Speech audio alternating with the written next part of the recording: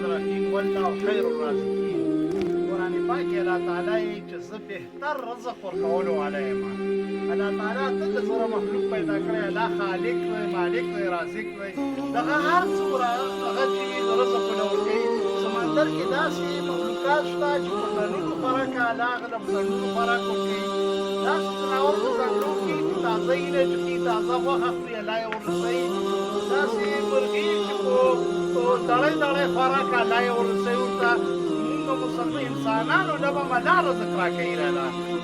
مونږ تاسو ګورئ چې دا ټوله ځمکه سروالو نه جوړه شي، سروالو نه. او یو څاڅکی باران ورته راورېږي، بیا به الله رزق راکوي راله. رزق خو الله کړی په دې باندې ما کوي. ټول قوم ته به دا فیل وکړم چې هر څوک یې چې قیمتي ده او مهنګایي ده، دا زه مې یم او تاسو مې چې دا زړونو د بدعملۍ وجه. راځئ چې نن 2 رکعته صلات توبه مونځ وکړو، الله ته توبه وباسو چې یا الله ګناهونه کړو، یا الله توبه او خدای معافي راته وکړي. 2 رکعته صلات حاجت مونځ وکړو، 2 رکعته صلات حاجت مونځ کړم که نه، یا الله حاجتونه ما خپلو خزانو نه پوره کړي. سورت یاسین ویو، 5 وخته جومات له جمع له لاړ شو، تهجد مونځ وکړو، اشراق مونځ وکړو، الله سره جوړه وکړو چې الله نه مو رجوع کو. ګوره مخلوقات پرېږدئ چې دا سوچ کې راولي چې فلانی مالداره سړی بې راکړه، فلاني خان بې راکړه، حکومت چې هغه رانه کړي لوږه به مو ووایي. الله دې راکوي راله. په الله باندې پوخ ایمان او عقیده ساتئ، الله به هر څه راکوي راله. خالي دومره خبره چې موږ توبه وباسو او صلات حاجت مونځ وکړو او الله نه یې وغواړو.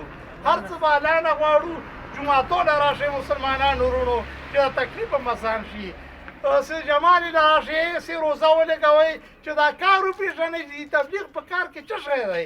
ګورئ دا تبلیغ کار دی، یو زړه درد او غم او فکر دی چې مونږ او تاسې ټول امت دپاره وکړو چې یا الله د ټول نبي علیه السلام امت جنت والا جوړ کړي.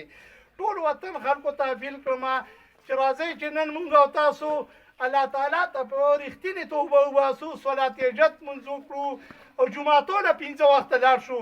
یقین په خدای وکړه چې دا ټول خفګانونه هم درې شي. دا کوم چې زموږ اسلام آباد کې مخلوق اوسېږي 80,000 عرب ملک باقي کړی، الله د دوی په نیکو چارو باندې که وسلام.